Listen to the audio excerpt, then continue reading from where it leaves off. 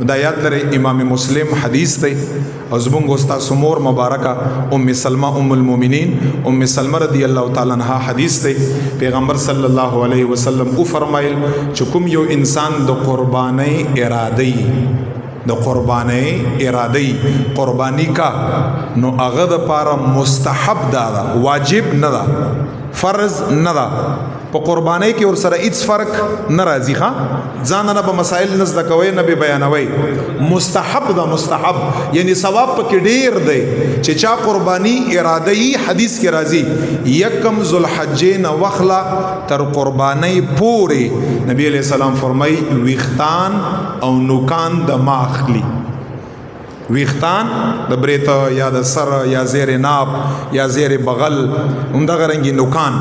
دا د ماخلی ام سلمہ فرمای مسلم حدیث ته چا چې د قربانی اراده ای هغه کسانو لپاره مستحب دا که چا واخښت هیڅ خبره نه ده صرف او صرف د مستحب ثواب نه محروم شو او ته ملاو نشو په قربانی باندې هیڅ اثر نه پرې بس نو دا حدیث ته نو سبا یکم ذوالحجه دا چې صرف په ذهن کې ارتیا دی تر قربانی ذبح پوری ویختان د سر د ګيري د بریتانو زیر ناب زیر بغل او نوکان چي دي کله خزي قرباني او کله سړی قرباني ټولو د لپاره مستحب دا په حدیث کې چې نوکان او ویختان دا هغه انسان ماخلي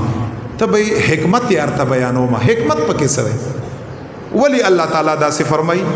رسول الله تا یعنی حکمت سره پکې سړی چیرې سو وجبي دا بسل داسي ګوره یکم ذوالحجینا لسمی ذوالحجې پورې دا د حج ورځې دي دا د حج کې د حج ورځې دي د احرام ورځې دي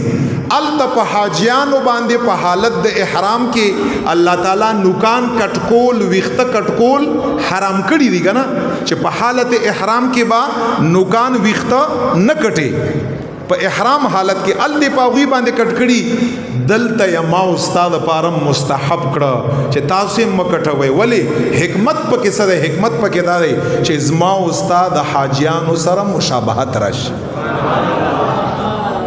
دا پکې چې مشابهت مر سره راشي څه به وشي مشابهت کې غټ کمال دی کنه ته چې یو عالم او مفتی سره مشابهت پیدا کی هغه د وجنه ګیرم پرې دی هغه د وجنه پټکایم وي مشابهت شو نکیدا شي تاتم څوک مولانا سی بوای هغه مشابهت کې ډېر کمال دی رسول الله سره څوک ځان یو شان دکا یعنی هغه په طریقه روان شي څومرس نو مشابهت کې بس کمالي مشابهت کې بدا کمالي چې کومه مهرباني رب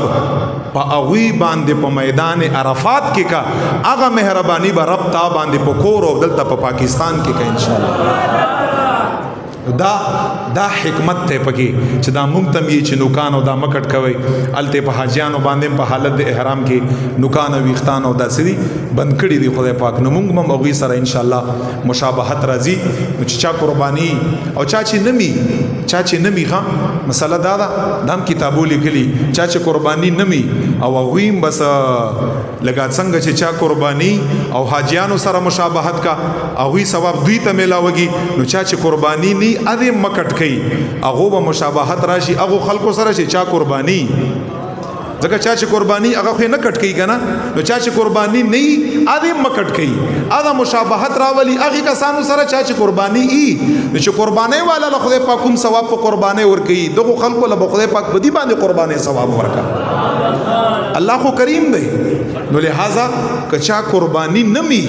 په دینیت باندې پرې چې خدای عظیم نکټ کوم ویختانو نوکان شرط مالبم الله د قرباني توفیق بیا راکا او کې دیشي ز مشابهت قرباني والا سره وکړم الله تعالی مالم د قرباني والا ثواب راکا الله ډیر کریم دی ډیر رحیم دی ډیر مهربان دی نو هغه خلق دا نوکان مکټ کوي کچا ضرور ته تنګي کې خیر دې کټ کولی شي څه خبره پکې نشته